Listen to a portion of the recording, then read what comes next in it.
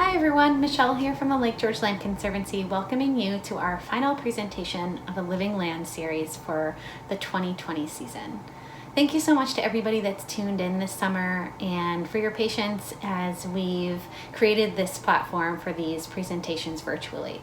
While we love seeing you in person every summer, it's been really great to share these presentations with you, and hopefully you've been able to see more of them than you might normally have since you can view them from your home.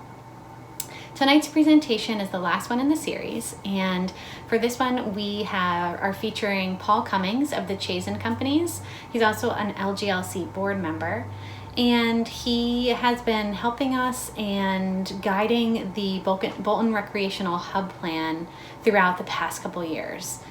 If you were at our summer solstice soiree last summer at the Bolton Landing Brewing Company, Paul presented this plan and this presentation there.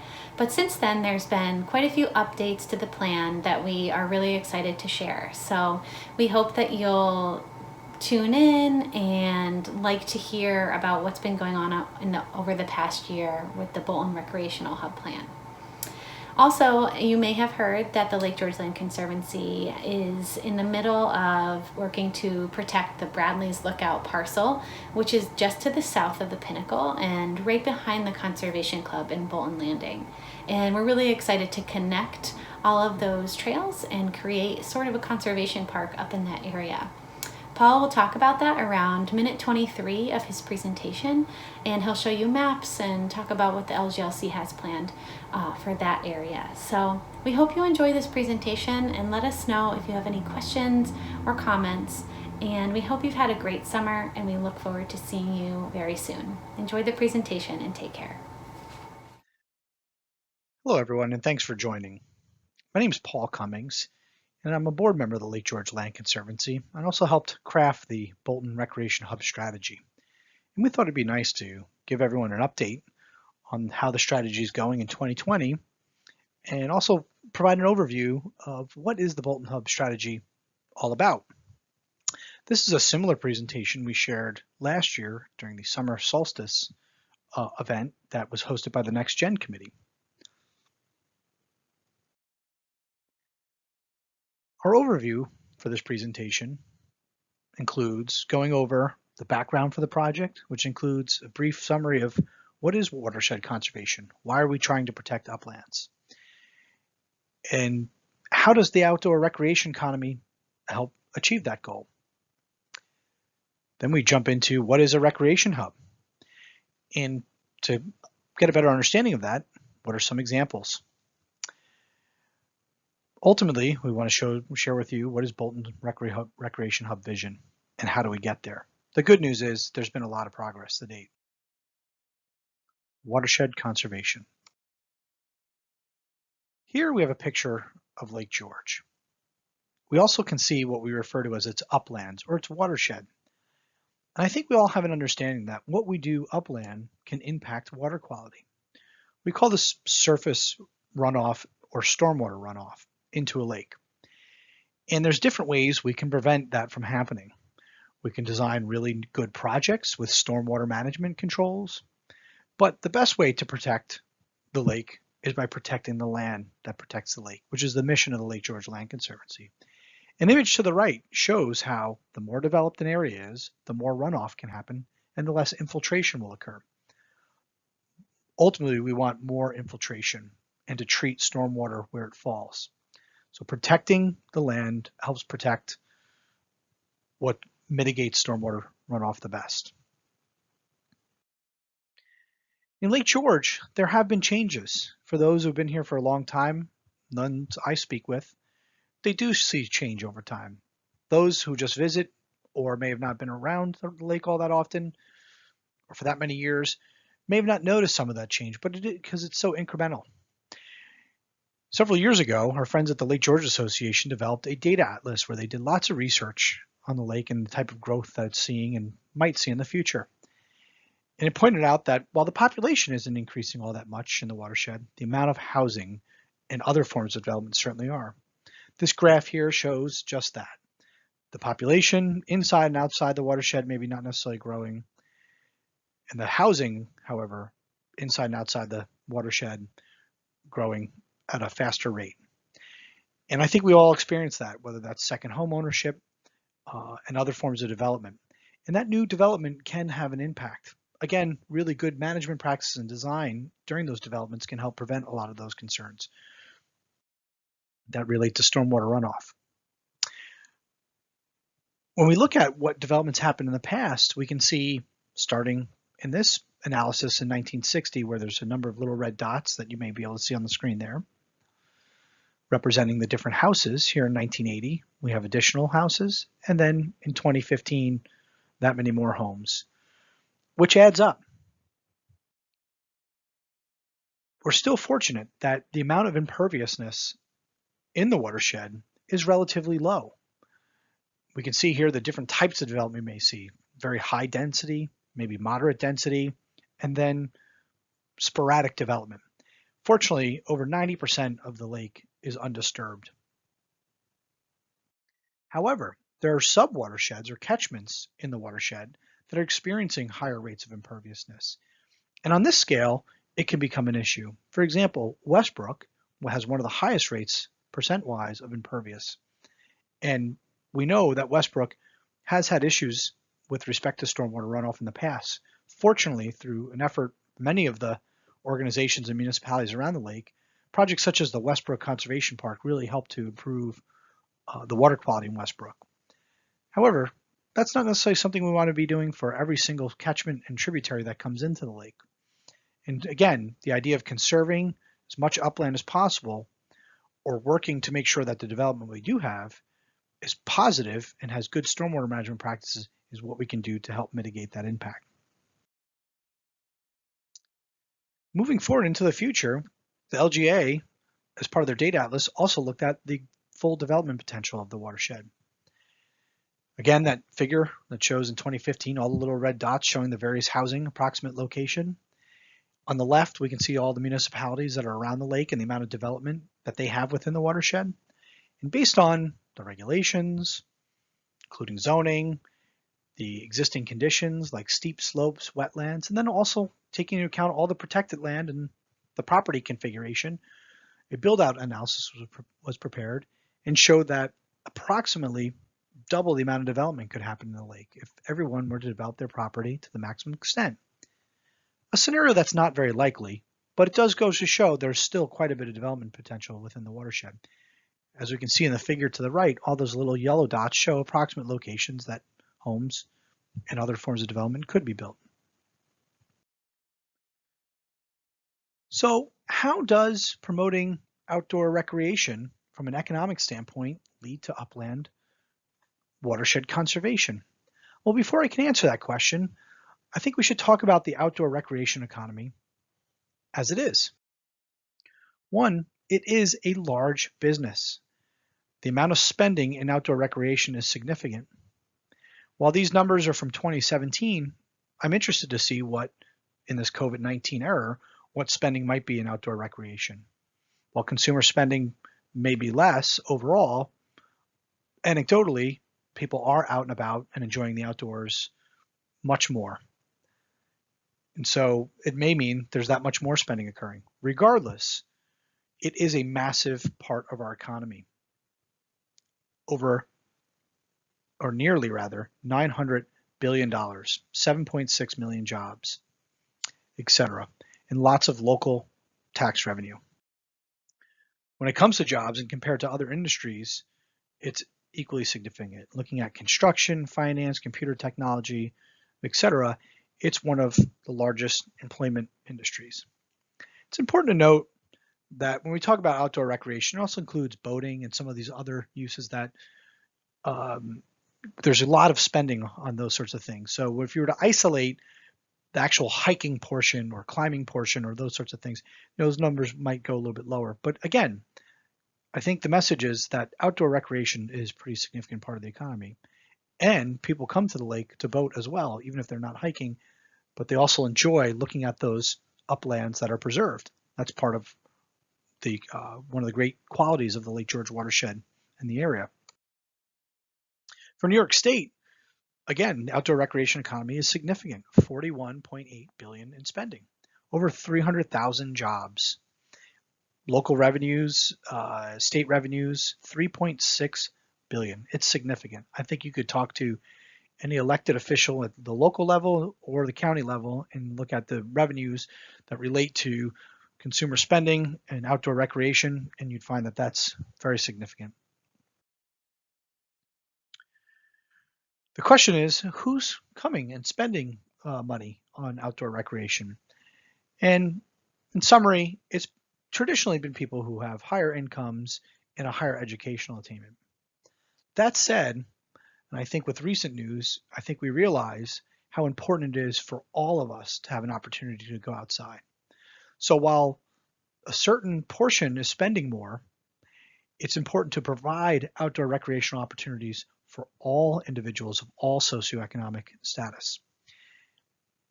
And regardless, even if you're not a major spender, you're still spending some dollars when participating in outdoor recreation.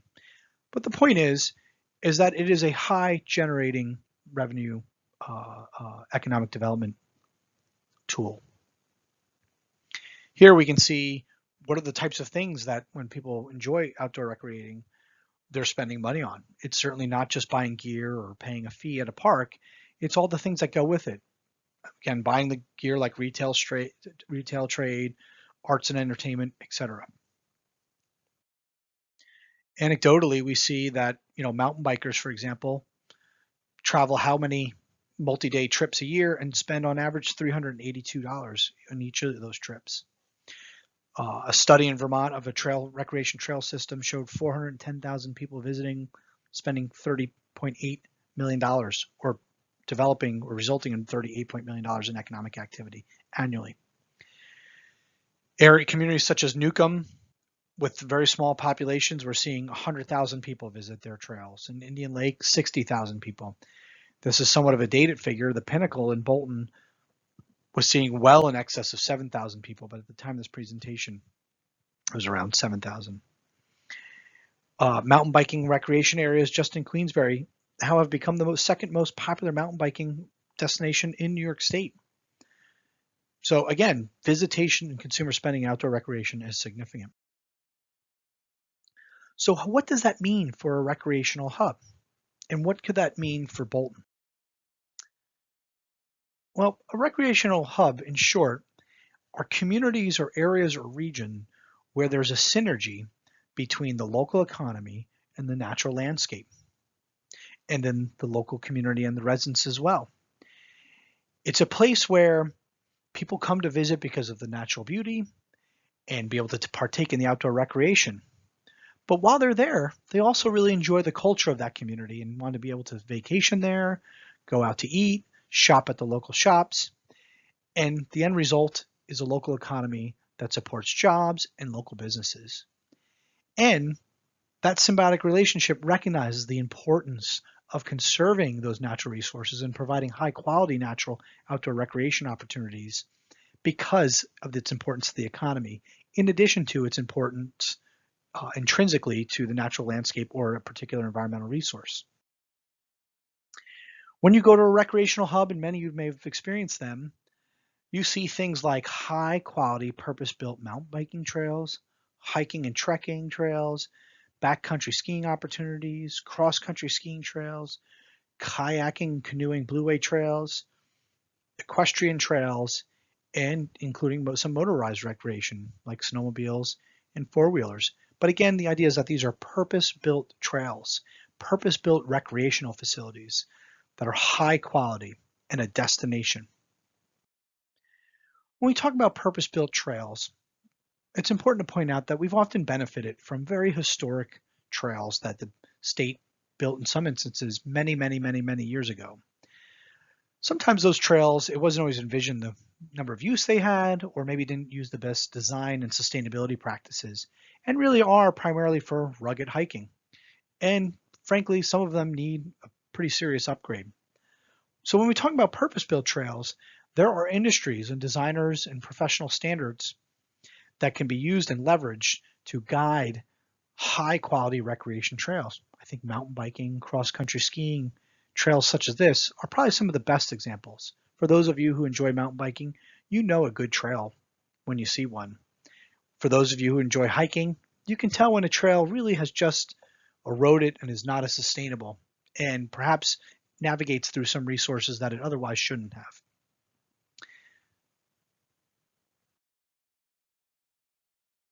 So how does a community and businesses engage in a recreation hub? And how are they involved? And how does a recreation hub community have their businesses and governments chip in, if you will, to making a recreation hub? Well, on the government nonprofit side, it begins with comprehensive plans and strategic plans, much like the Bolton Recreation Hub plan. That in turn translates to policy and program support and coordination, like relationships that the Lake George Land Conservancy has fostered with local municipalities and other organizations and businesses. It includes funding strategies, some of the same funding strategies that the town of Bolton, for example, and the Lake George Land Conservancy have been able to capture to help further the Bolton Recreation Hub, but also other projects that are part of the Lake George Land Conservancy's mission, including site acquisition, obtaining the proper permits, helping with operations and maintenance, and then advocating and developing strategic partnerships. And last but not least, while we often think marketing and branding as the domain of the business community, governments and nonprofits can do the same and help market an area as an outdoor recreational resort or destination rather. The business community can leverage these efforts and leverage the natural resources by participating and providing program support, by developing a business strategy that aligns itself with that outdoor recreation strategy. Same with the organizations like as the chamber and business improvement districts. They too can align with a community's effort to make enhanced recreational opportunities. They themselves may make strategic on and off-site investments. For example, they may provide sponsorship. They may buy properties themselves and provide things like a cross-country ski center that ties into a bigger recreation trail network. Related promotional events might be tied to, for example, running or mountain biking events, and then a promotion to come and dine at their establishment or stay at their lodging and tie into that outdoor recreation resource. They may become members in those nonprofits and sponsor events. They may have technical resources or material assistance that they can provide for organizations that are seeking to protect land or develop recreational amenities. And they as well, like government and nonprofits, can engage in marketing and branding.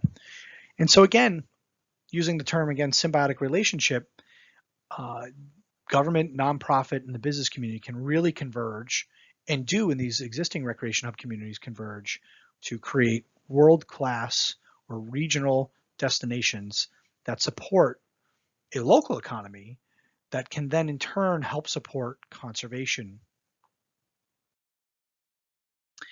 We'll look at some additional examples here in a minute, but here we show just Newcomb, a little small town of 400 that has done just that, where they've used their municipal resources to begin a marketing and branding campaign that builds and supports local businesses and celebrates their outdoor recreational resources. And it has a campaign that's directed at parents that may want to relocate and raise their children places, businesses that may want to have a high quality of life, or individuals that may want to telecommute, event organizers that may want to come and recreate and take advantage of those recreation facilities, conservationists, birding community, and outdoor recreational enthusiasts at large. So if a 400-year-old community can work at this, I think we're in pretty good shape in our neck of the woods. Let's look at some other select hub examples. They're all over the country. If you're fortunate enough to travel nearby, we have Bar Harbor, Woodstock, Vermont, Lake Placid, Boone, North Carolina, Boulder, Jackson, Missoula, Bend, Oregon, Tahoe. These are all areas. There are many, many, many more. And each community that enjoys a setting in the outdoor recreation environment could actually take part in becoming a little bit of a recreation hub, whether that be very local or regional. But these are sort of the big epicenters that we think of when we think of areas that are really recreation hubs. But locally, Johnsburg is engaged in an effort to build off of some of its existing resources. They recently developed a comprehensive recreation trail plan that ties to Gore and is looking for 4-season outdoor recreation. It's looked at what are the regulations, where should trails go, what should those purpose-built trails look like, and how should they be used. It involved community engagement. For those of you who are familiar with Johnsburg, it is located in North Creek, and it's where Gore Mountain is located, ski center, which is a wonderful resource in the winter months. And it's not too far from the Hudson River rafting experience. But they're looking to build an expanded backcountry ski network and an expanded mountain biking trail network and additional hiking opportunities.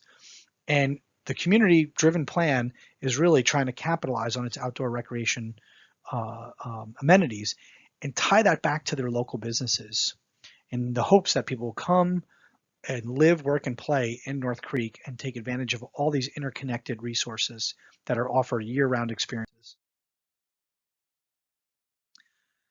So what does Bolton Recreation like? Well, the good news is Bolton's doing a lot of these things. We have multiple wonderful parks, miles of existing trails, thousands of acres of preserved land, organizations that are working hard to preserve additional lands. There are many businesses that already actively market outdoor recreation and provide retail. And then, of course, our tourism community is already well positioned to provide people who want to visit and go for outdoor recreation. I think the boating model is a really good example. How many people come to camp on the islands and boat? We're just thinking that if people were to spend more time immersed up in the uplands, hiking in the wilderness, it's an opportunity to educate them about the importance of upland conservation, provide a basis for wanting to expand upland conservation and create an integrated trail network such that that volume of visitation is something that the business community would like to support and engage in and could leverage to grow their business. Again, creating that symbiotic relationship.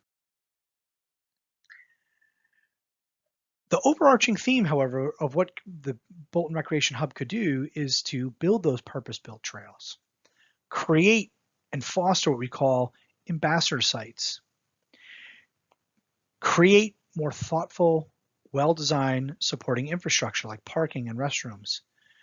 Signage is critical, comprehensive wayfinding signage, professionally developed and coordinated marketing and branding strategy, and programming support and coordinated management strategy. So looking at those existing resources in Bolton, here we have a chart that's from the plan, and we can see all the existing parks that exist in the town, in the forest preserve lands, and what those resources provide. And of course, there's lots of recreational opportunities, but some of these are islands unto themselves. Different ownership, different maintenance, different accessibility, different signage programs, etc., lead to an experience, while robust, it's not necessarily uniform and well known. Having grown up in Bolton and worked at local businesses and being asked how to get to one recreation location or another, giving them the directions only a local would understand, like turning out the big yellow sign or the tree stump or where the road forks, that may work, but we can do better.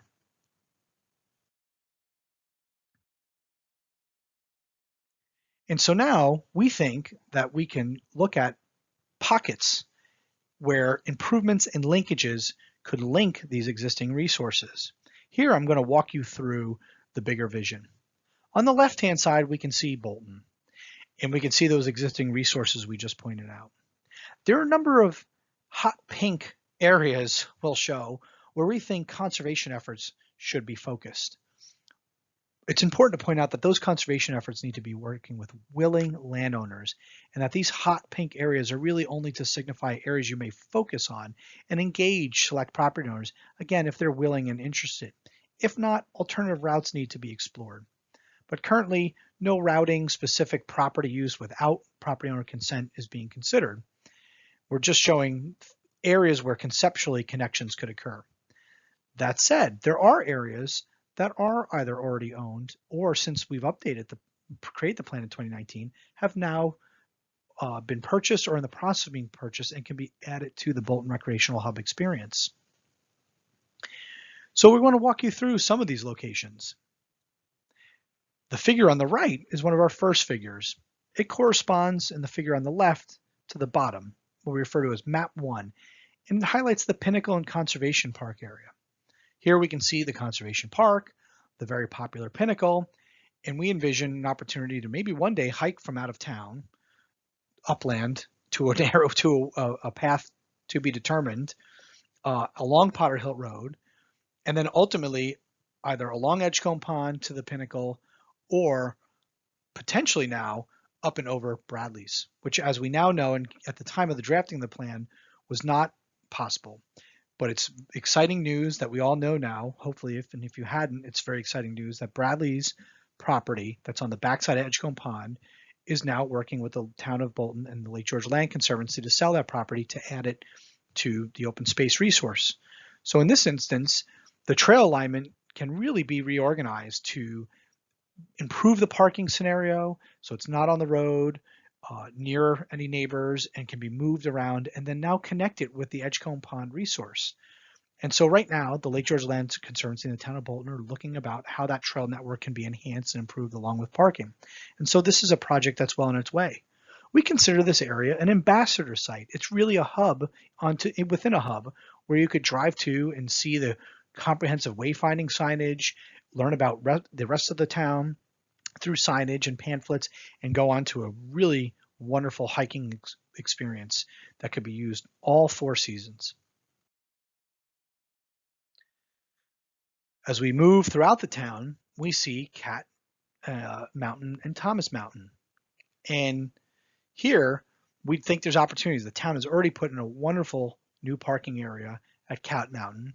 And there's opportunities perhaps one day to have a trail around Cat Mountain and maybe even ultimately connect down to the recreation fields, and certainly connect from the Pinnacle up and over, improving that connection to the Cat Mountain trailhead, principally through signage, or maybe one day even alternate trails. What we really do show that's so important is enhanced and improved wayfinding signage. This is a relatively confusing intersection for out-of-town visitors and maybe even some locals, and it can be really improved through proper signage, continued improvements for improved parking, and then also improvements to any road shoulder type trails. Moving further north in Valley Woods Road, we see where the current parking for Thomas is located. The current parking is located on DEC land, and it's very restrictive, and they're looking at how that particular area can be improved on the DEC's land right now. However, we identified some small improvements that can happen with coordination with the county and the town to enhance parking right along Valley Woods Road, which would help address an issue with an adjoining driveway right there and make for a more attractive trailhead experience. One day, using roadside walkways and improved shoulders and proper signage for safety, a short walk could get you along and out to County Route 11 and down County Route 11 and ultimately to the former SUNY land trails. For those of you who are local, this is where the large telescope used to be located. It is now a wonderful wetland complex, or has been a wetland complex, and it's an island unto itself, but there's opportunity to use this as an island in an island hopping scheme, again working with willing landowners to get all the way to New Vermont Road. And again, wayfinding signage and proper trails. Shifting gears slightly, and maybe before I begin, that trail experience may actually then one day extend over High Noppet to Amy's Park. Before we get to Amy's Park, Godwin Preserve, there are lots of opportunities to improve there. And fortunately, through funding, the Lake George Land Conservancy is already underway improving parking and various signage, etc., at Godwin and other locations around here as part of the Bolton Hub strategy. We can see at Godwin a number of existing trails and proposed trails that can improve the experience. For those of you who've not been here, it's really a wonderful experience, much like the Pinnacle experience. Rewarding views, an easy hike. In this instance, however, there's a wonderful little loop that can be done. And you can currently hike all the way up and down towards Pole Hill and to 9N, which is a tremendous hike. And that hike might one day be able to get us down and across 9N to the Tongue Mountain Preserve. But that's for another project. Here we can see with Amy's We just talked earlier about Godwin, or maybe coming up over High Noppet from New Vermont Road, coming down to Amy's Park. And we think Amy's Park really is another ambassador site. There's an existing wonderful, robust trail network. If that trail network were integrated with a trail that could go up and over High Noppet and could connect to Godwin a little bit better, and all the proper signage, improved parking area, it really could be an incredible ambassador site.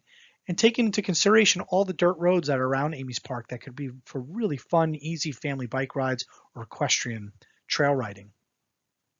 It's also worth noting that just north of Amy's is State Forest Preserve, that if we were to pass through there could get you to Long Pond and Island Pond, and maybe one day as far as to Farrow Mountain Wilderness and the High Peaks. But that's, again, another project. So I've mentioned several times about wayfinding signage and what that might look like. Here's an example we came up with as part of the Bolton Recreation Hub plan.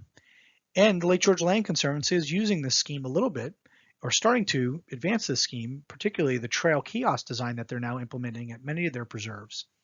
But the idea is that we need roadway signs that match the uniform highway design standards and local signs that can navigate at different preserves people to various different locations.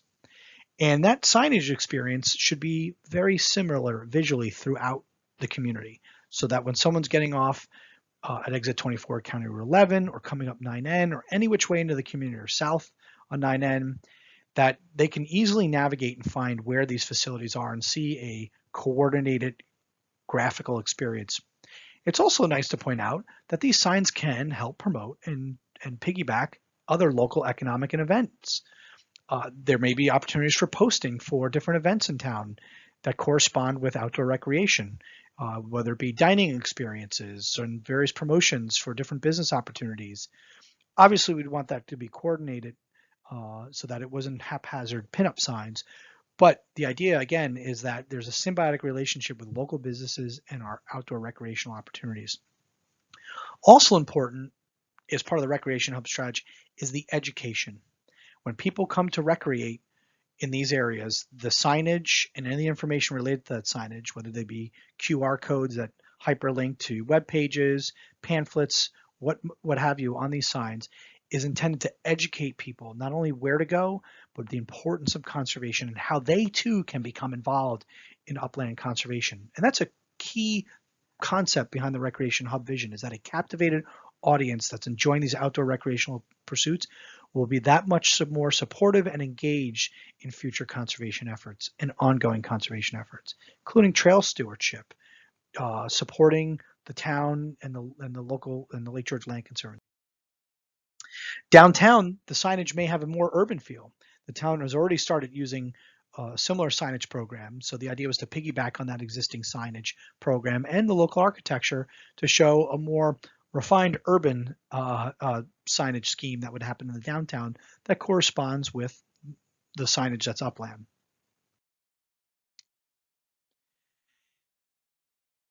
One of the key principles after we build the infrastructure and have the supporting infrastructure there is then to be able to market it. And when we market it, there's plenty of examples out there of what other communities are doing. Really great websites, build off existing or new web applications, social media. This could be local businesses helping to support the town do this.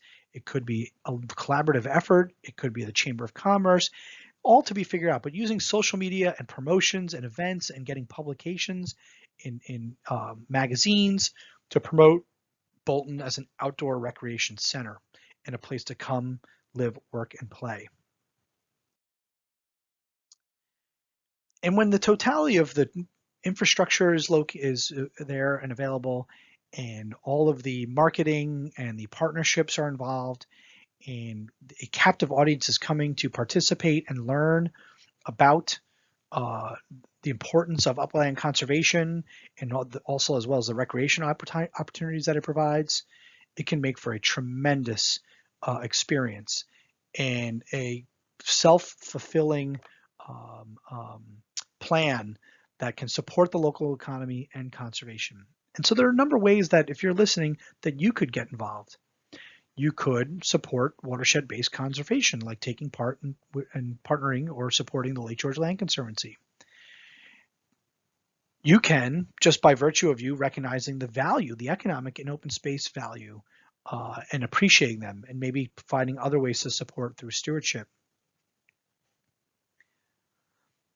Focus on purpose-built trails and authentic experiences when we develop this trail network. Work with active users and professionals to ensure quality of trails and supporting infrastructure. Seek ways to foster partnerships and work on capacity building so that we have lots of people to help maintain and keep this trail system going. Plan for long-term operations and maintenance, very important. And support a coordinated, savvy marketing plan that dovetails with local businesses and organizations. I'd like to thank you for listening to this presentation. I'm happy to answer any questions that you may post to the YouTube channel, or please feel free to reach out to me directly through the Lake George Land Conservancy, and I'd be happy to answer any questions. We'd also like to point out one of our sponsors from last year and thank them again for hosting such a wonderful event last year, the Bolton Landing Brewing Company. And so again, a thank you to them for last year's event that supported the creation of this presentation from last year. Thank you.